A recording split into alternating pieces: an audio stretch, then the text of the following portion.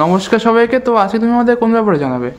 আগের দিন আমরা জবের উপকারিতা নিয়ে আলোচনা করেছিলাম। উপকারিতা নিয়ে আমি বলেছিলাম, আর আজকে বলেছিলাম যে আমি যে জবের মাধ্যমে কোনো কিছু না করে, মানে শুধু জব, মানে আমি এইটা বারে বারে বলছি, কলিতে নারদীয় ভক্তিসূত্রে লেখা আছে, মানে কলিতে শুধু জপের মাধ্যমেই পরমাত্মা লাভ বা ঈশ্বর লাভ সম্ভব, অন্য কিছু না করেও শুধু জপের মাধ্যমে।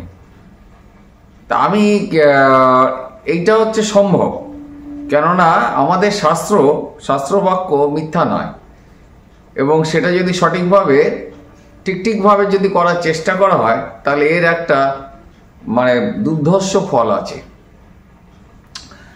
তা আমি আজকে যে ঘটনাটা বলবো, এই জপের মাধ্যমে অন্য কোনো কিছু না করেই শুধু জপের মাধ্যমে কিভাবে ঈশ্বরের কৃপা লাভ করা যায় বা পরমাত্মার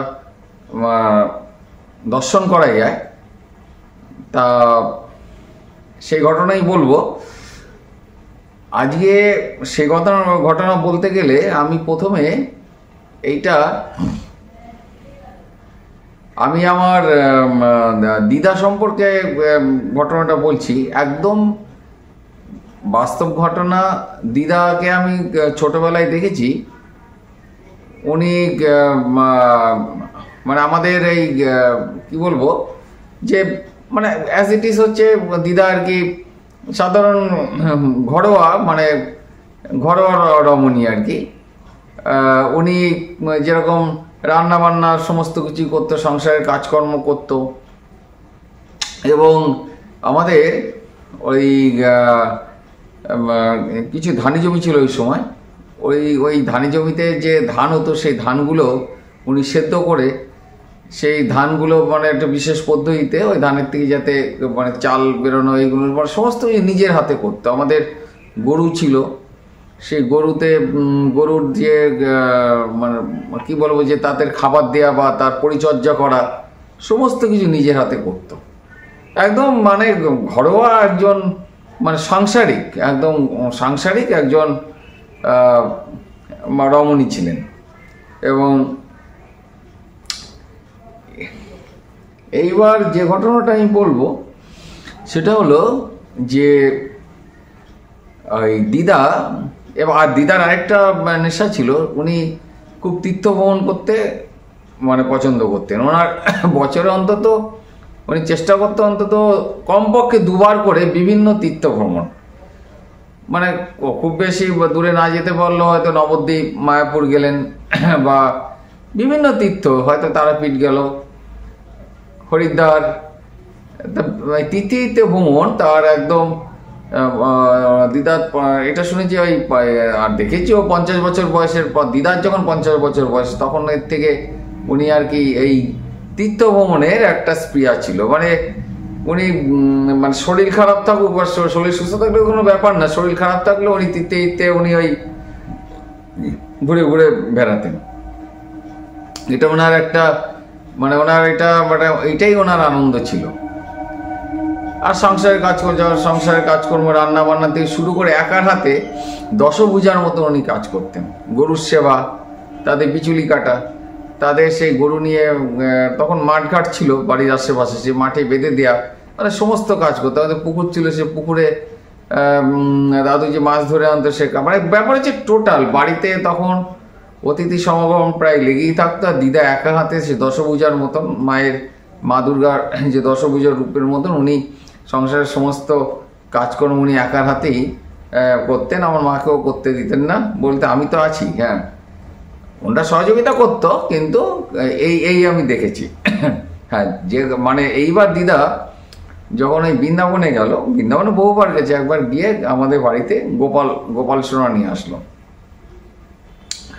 নিয়ে আসার পরে দিদা দেখতাম অহরহ কৃষ্ণ নাম জপ করছে।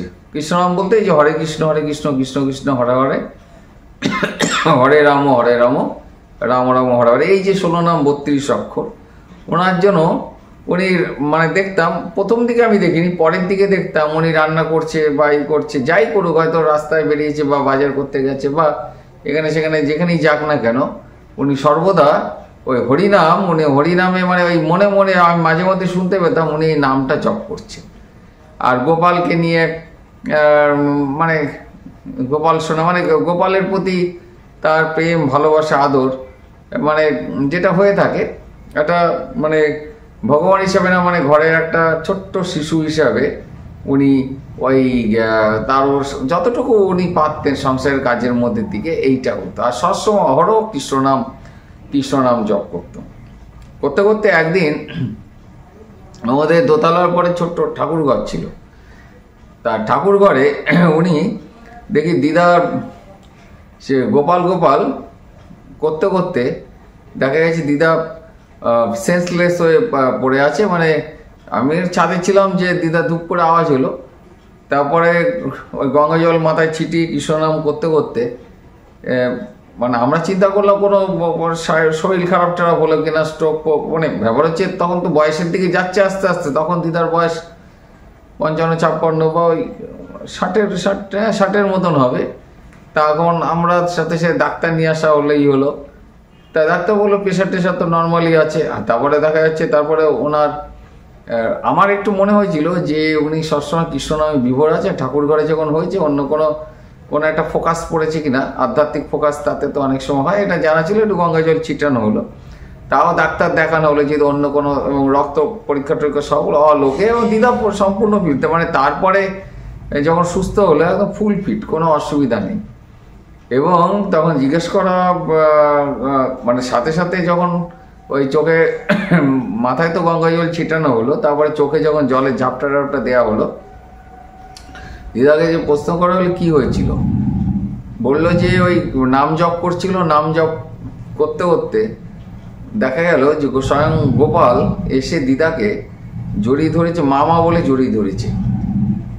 আর ওই দিব্য বালকের মানে মানে কি বলবো, ঈশ্বরের যে ওই বালক রূপ, সে পরমাত্মার যে স্বরূপ, মানে ওই দিদার জড়িয়ে ধরার পরেই দিদা বলছি যে আমি আর নিজেকে স্থির রাখতে পারিনি, আমি সাথে সাথে নিজেকে নিজে হারিয়ে ফেললাম।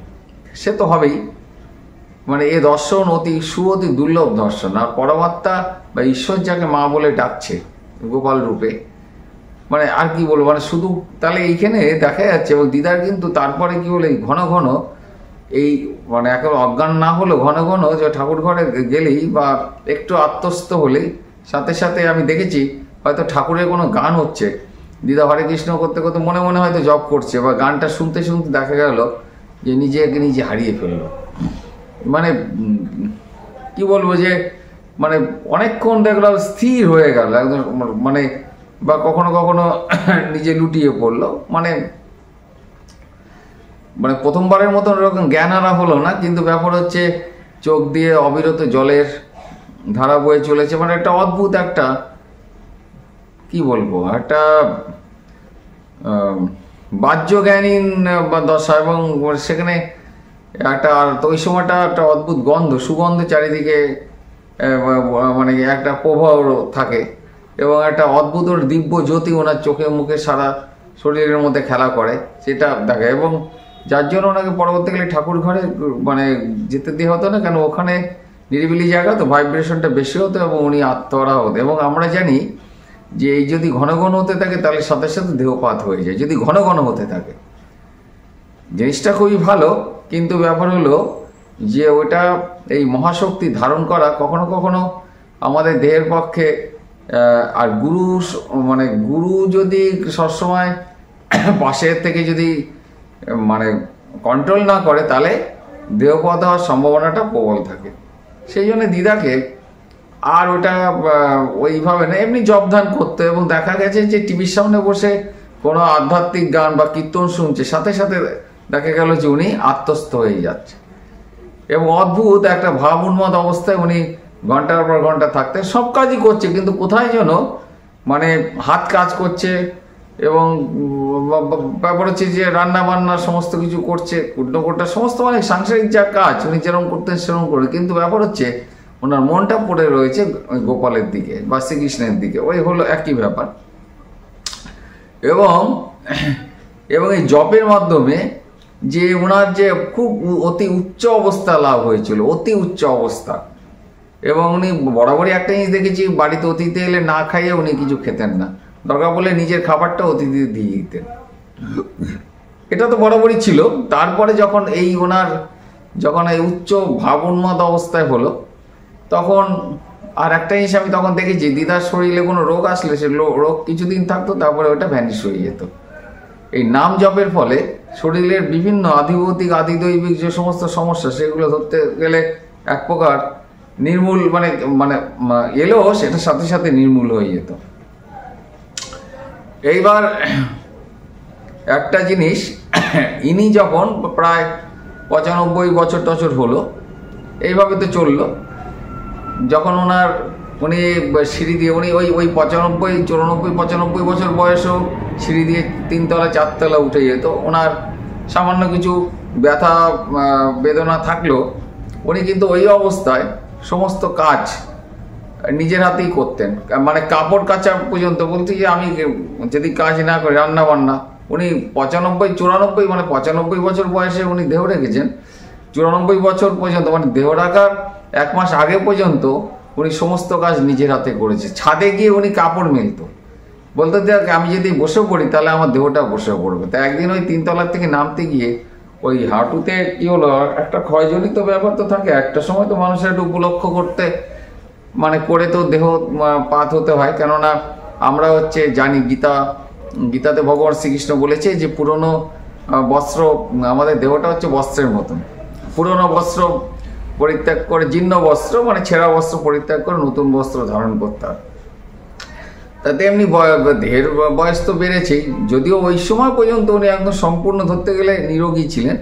ওই সিঁড়ি দিয়ে নামতে গিয়ে হঠাৎ করে হাঁটুতে চোট পায়, দেখা গেছে যে বয়সজনিত কারণে হাড়ের ক্ষয়জনিত ব্যাপার, তো 95 বছর হবেই ওই থাইয়ের একটা হাড় ভেঙে যায়। ওই ভাঙাকে কেন্দ্র করে উনি কিছুদিন শয্যাশায়ী ছিলেন, মাসখানিকের মতো। তারপরে উনি দেহ ছাড়েন, এবং সেই দিনটা বলি, যা দেহ ছাড়ার আগের দিন উনি একটা ঘরে থাকতো। সে ঘরে আমরা মানে এই শুনতে পাচ্ছি, দিদা বলছে, গোপাল তোকে বলেছি না জল টল এইভাবে ফেলবি না, আমি এখন পারি উঠে তোর সাথে করতে, ওই দেখো আবার জল ফেলে গেল, এবার কিন্তু আমি কিন্তু মানে এই করবো, কিন্তু বকা দেবো।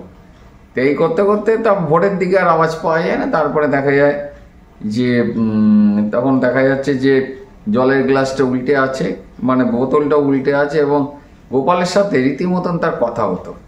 এই গোপালের সাথে কথা বলতে বলতেই উনি মানে গোপালের সাথেই উনি চলে যান, মানে একদম সজ্ঞানী উনি চলে যান।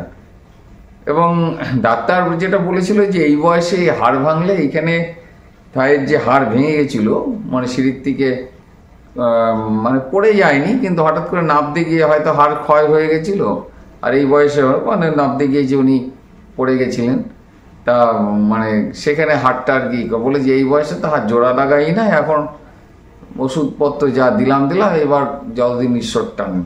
ওই হাড় ভাঙা কেন্দ্র করে, এবং মৃত্যুর আগের দিনও গোপালের সাথে তাকে 1-2 রাত্রির কথা বলতে দেখা গেছে। যদিও উপরে গিয়ে দেখা গেছে কেউ নেই, কিন্তু উনি কিন্তু অনেকে ভাববে যে প্রলাপ বকছে কিনা, প্রলাপ না, কেন ওনার কথাবার্তা মানে সম্পূর্ণ স্বাভাবিক ছিল। ওনাকে কোনো মন্দিরের কথা বলে যে আমার ঘরেতে যে লোকনাথ বাবা বা ঈশ্বর আছে, মন্দিরও মানে উনি রয়েছে, একই বাবা লোকনাথ সর্বত্র বিরাজমান। সুতরাং মনে ভক্তি থাকলে সর্বত্রই তাকে দর্শন করা যায়, সুতরাং প্রলাপ বকেনি। তো উনি সজ্ঞানে মানে উনি কিন্তু ওই কৃষ্ণনাম করতে করতেই অমৃত লোকের দিকে যাত্রা। তারপরেও বহুবার এবং অলৌকিক দর্শন হয়েছে আমার ওনার ব্যাপারে, সে পরে এক সময় বলবো। তাহলে কি হচ্ছে, দিদা একদম সাংসারিক গৃহবধূ হয়ে যেভাবে শুধু কৃষ্ণনাম জপ করেই মানে তার অমৃত লোকে গোপালের সাথে যাত্রা করলো, তা এবং তা দর্শনও পেল, গোপাল তাকে মামা বলে ডেকে জড়িয়ে ধরলো। এটা এত মানে কি বলবো, যে পরমাত্মা দর্শন সুঅতি দুর্লভ। শুধুমাত্র অন্য কিছু না করে নীতিনিষ্ঠা বা সংসার ধর্ম পালন করে উনি পরমাত্মার কৃপা পেলেন। আরেকটা বলা যাবে এটা নিয়ে? বলো। হ্যাঁ, এই একটা ঘটনা। আরেকটা ঘটনা বলে আপাতত আজকের এপিসোডটা আমি কমপ্লিট করব। সেটা হচ্ছে আমার এক দিদি, মানে উনি ওনাকে আমি দিদির মতনই দেখি। সে দিদিভাইয়ের সাংসারিক প্রত্যেকটা মানুষেরই সংসারে নানা রকম যাতনা বা দুঃখ কষ্ট বেদনা এটাই থাকে, এটাই সংসারের নিয়ম। এক একজনের এক একভাবে মানসিক যন্ত্রণা মানসিক কষ্ট পায়। এই কষ্টের একমাত্র উপায় হচ্ছে নাম জপ করা, ধ্যান। ধ্যান মানে ব্যাপার হচ্ছে ধ্যান চট করে তো সকলের হয় না, জপ করতে করতেই একটা ধ্যানের একটা ভাইব্রেশন আসে। তবে মানে এইবার ওই যে দিদি, ওই আমি মণ্ডল দিদির কথা বলছি, এই মণ্ডল দিদির ব্যাপারটা কি হলো, উনি নানা রকম সাংসারিক অশান্তিতে উনি জর্জরিত ছিলেন। আর ওনাকে উনি বলেছিল যে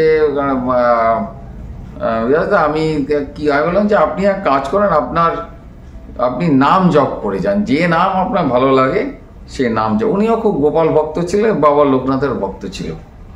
উনি একদিন ভয়ঙ্কর সাংসারিক যাতনায় কষ্ট পেয়ে মন প্রাণ দিয়ে উনি মানে বরাবরই বাবা লোকনাথকে মন প্রাণ ঢেলে ডেকে যাচ্ছিল বছর 5 ধরে, এরকম একটা ব্যাপার। তারপরে একদিন হঠাৎ করে দেখছে যে হঠাৎ করে ভোর রাতের দিকে ঘুম ভেঙে যায়। ঘুম ভেঙে গিয়ে দেখছে বাবা লোকনাথ একদম ডাইরেক্ট দাঁড়িয়ে আছে, অদ্ভুত সুগন্ধ অপূর্ব জ্যোতির্ময়, মনের মাথায় হাত বুলিয়ে দিচ্ছে। বেটি কোনো চিন্তা নেই, মানে ভাবটা এরকম যে আমি তো আছি। তো এই গেল ঘটনা। আরেকবার উনি ওই পোস্ট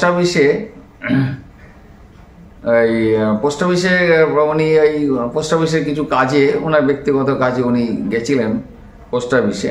যেতে গিয়ে একটা টোটো করে যখন যায়, সেই টোটোর থেকে ওই নামতে গিয়ে হঠাৎ করে দেখা যাচ্ছে হুমড়ি খেয়ে মানে টোটোটাও ছিটকে যায় কোনো একটা গাড়ির ধাক্কায়, এবার উনিও ছিটকে রাস্তায় পড়ে।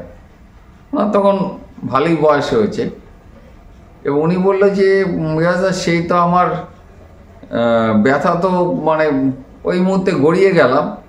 বলে আমি ভাবলাম যে আমি আজকে শেষ হয়ে গেলাম। তা ওখানে ওই বললো যে রাস্তাঘাটে সবাই চিল্লিয়ে উঠেছে যে এই বুঝি শেষ, কারণ ওখান দিয়ে তো হাই রোড দিয়ে বড় বড় মানে গাড়ি যাচ্ছে, তখন বাস লরি সমস্ত কিছু মানে মানে কি বলবো একদম মানে হু করে যাচ্ছে। তো উনি এমন জায়গায় পড়লো, মাঝ রাস্তার মধ্যে পড়লো, সেখানে দেখা গেল যে মানে উনি পড়লো মনে হচ্ছে যেন তুলোর, উনি যেটা বললেন যে তুলোর মধ্যে পড়লাম। হঠাৎ করে একটা বাচ্চা ছেলে, 10-12 বছর একটা বাচ্চা ছেলে কোথা দিয়ে ছুটে এসে ওনাকে তুলে ধরে একটু বসিয়ে দিল, এবং বসিয়ে দেওয়ার পরে উনি তারপরে বললো যে এই তোমার লাগেনি তো, বাচ্চাটা তখন বলছে। তো ও তো মানে উনি তো ঘোরের মধ্যে রয়েছে, উনি তো ভেবেছে যেভাবে মাঝ রাস্তায় পড়েছে এখানে মানে হাই স্পিডে লরি বাস মানে ট্যাক্সি বিভিন্ন গাড়ি যেভাবে যাতায়াত করছে উনি শেষ। তো উনি তো ঘোর কাটে উঠতে উঠতে বললো তুমি বসো এখানে, জিরাও, কোনো ভয় নেই। তা উনি তারপরে ওনার কাজ মিটিয়ে তখন উনি ঘরের মধ্যে, তারপরে উনি গেল, উনি কাজ মিটিয়ে তারপরে বাচ্চাটা দেখছি আবার দাঁড়িয়ে আছে। বলে যাও তোমাকে একটা মানে ধরে দিই। ওনার কাজ মেটানোর পরে দেখছি যে বাচ্চাটা দাঁড়িয়ে আছে, এবং বাচ্চাটা ওই 10-12 বাচ্চাটা, তখন ওনার মাথায় আসেনি ব্যাপারটা, এবং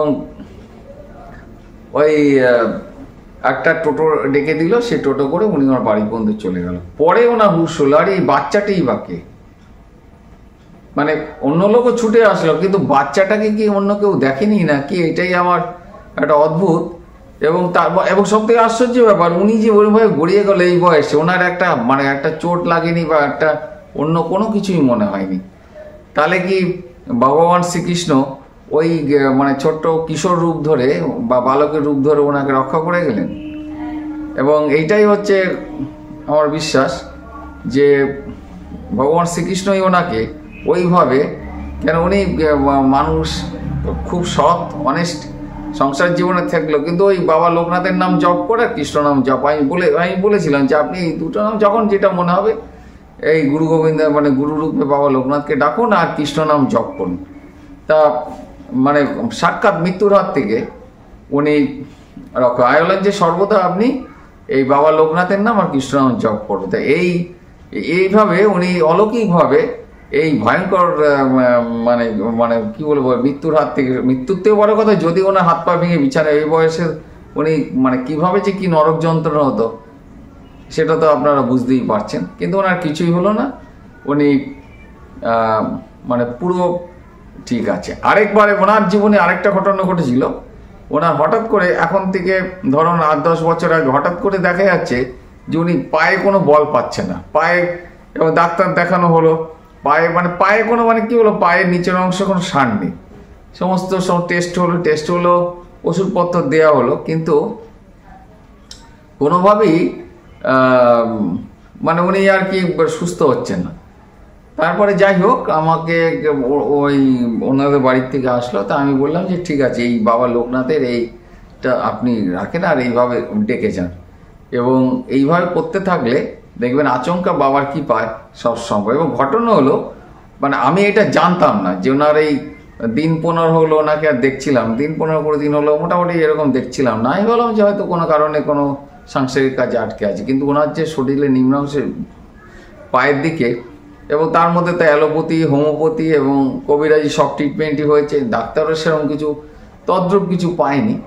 কিন্তু তারপরে যাই হোক, বাবা লোকনাথের আশীর্বাদে এটা দেখা গেল, ওই জব করতে করতে দেখা গেলো যে হঠাৎ করে উনি এই অলৌকিকভাবেই সুস্থ হয়ে যায়। এবং ব্যাপার হলো, সেই সুস্থতা এখনও ওনার চলছে, এবং এই দিক দিয়ে আর কোনো, যদিও বয়সজনিত কারণে একটা মানুষের কি হয়, শরীরের শক্তি কমে যায়, কিন্তু ওই যে শরীরের নিম্নাংশে যে অবসতা ভাব কিন্তু বাবা লোকনাথের কৃপায় কিন্তু আর আসেনি। বয়সজনিত কারণের জন্য একটু হাঁটা চলা অসুবিধা, সেটা সব মানুষেরই হয় কম বেশি, কিন্তু জপের ফলে যে মানুষ যে কত সুস্থ থাকতে পারে এবং ঈশ্বরেরও দর্শন হয়, এরকম বহু ঘটনা আমার কি বলবো, আমি আমার সামনে, আমার যারা বাড়ির লোকের মধ্যে দিদার ক্ষেত্রে দেখেছি, আর আমার কি বলবো যে দিদির মতন, যে এই মণ্ডল দিদির জীবনে আমি দেখেছি যে এছাড়া আরও এরকম বহু ঘটনা আছে। তা শুধুমাত্র অন্য কিছু না করে, সংসার জীবনের গৃহস্থালী কাজ করে বা চাকরি করে বা ব্যবসা করেও যে শুধু নাম জপের মাধ্যমে, নীতি ঠিক রেখে নাম জপের মাধ্যমে যে ঈশ্বরের দর্শন পর্যন্ত হতে পারে, সেটা কলিতে আমাদের শাস্ত্রে এটা বলে আছে, সেটা সম্পূর্ণ সত্য। তবে সেটা চেষ্টা সঠিকভাবে এবং আন্তরিকতার সাথে করা উচিত। যাই হোক, এরকম বহু ঘটনা আছে, আরও পরে বলার ইচ্ছা থাকলো। তাহলে জপের মাধ্যমে আমরা এখন থেকে আমরা করবো যে আমরা যে যা কাজ করি না কেন, চলতে ফিরতে সর্বদা শ্বাসে প্রশ্বাসে মনে মনে নাম জপ করব। জয় বাবা লোকনাথ।